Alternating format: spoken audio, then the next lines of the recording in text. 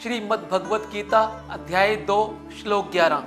अशोचयान अनवशोच त्वं प्रज्ञावादांश्च भाषसे गतासून अगतासूनश्च नानु शोच्यन्ति पंडिता।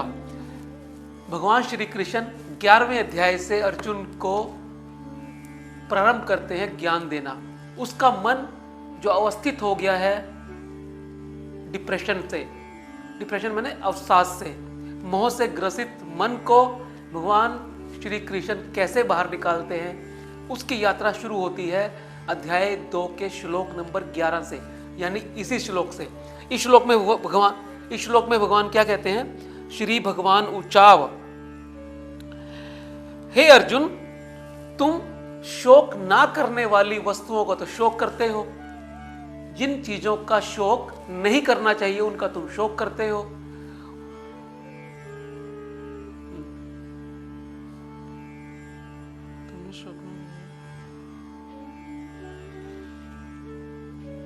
इनके प्राण नहीं गए।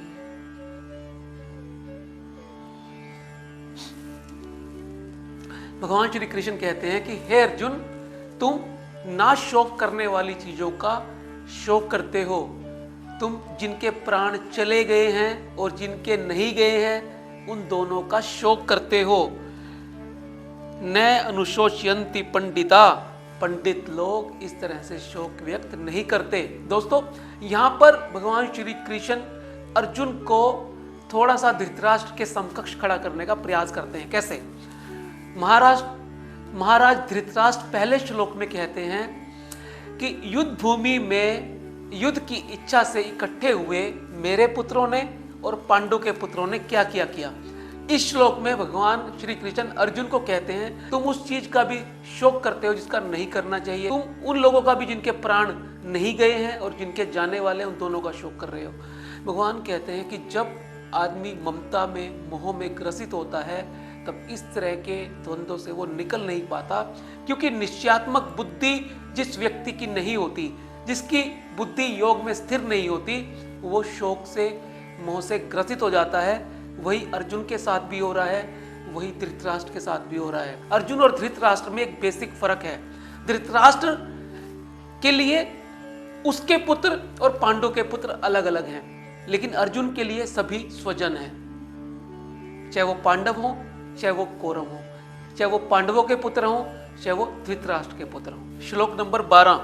न तवे वहाम जातु नांसम न त्वम नेमे जनाधिपा न चैव न भविष्याम सर्वे वयम मतः परमः। किसी काल में मैं नहीं था, किसी काल में तू भी नहीं था, किसी काल में ये राजा भी नहीं होंगे और किसी काल में ये राजा भी हैं। ऐसा नहीं है। हे अर्जुन, तुम भी थे, मैं भी था, ये भी थे। हमारा शरीर और शरीरी दो अवस्थाएं होती हैं। शरीर वो है जो हमें दिखता है, शरीरी वो है जो हमें दिखती नहीं है, यानी आत्मा। शरीरी को आत्मा कहा है। अर्जुन को भगवान श्री कृष्ण यहाँ कहने का ये प्रयास कर रहे हैं कि तू, मैं और ये राजा लोग, ये युद्ध करने की इच्छा से एकत्रित हुए सभी लोग हर काल में थे। ये पहले भी थे, ये आज भी है, ये आगे भी रहेंगे, क्योंकि आत्मा कभी विनष्ट नहीं होती, सिर्फ शरीर का नाश होता है। श्लोक नंबर 13। देहिन अस्मिन यथा देहे कौमार्यम यौवनम जरा तथा देहांत प्राप्ति धीरस्तता न मुह्यति। हे अर्जुन, ये देह, जरा, जवानी और बचपन, यानी पहले बचपन आता है, फिर जवानी आती है, फिर बुढ़ापा आता है। इस देह की ये 3 अवस्थाएं हैं, इस शरीर की ये 3 अवस्थाएं हैं। जिस प्रकार से देह अपना समय के हिसाब से रूप बदलती रहती है, बचपन से जवानी की ओर जाती है और जवानी से बुढ़ापे की ओर जाती है, इन सब अवस्थाओं को देखकर ज्ञानी पुरुष, धीर पुरुष, विद्वान लोग मोहित नहीं होते। तो भगवान श्री कृष्ण अर्जुन को समझाने का प्रयत्न कर रहे हैं आत्मा की नश्वरता को।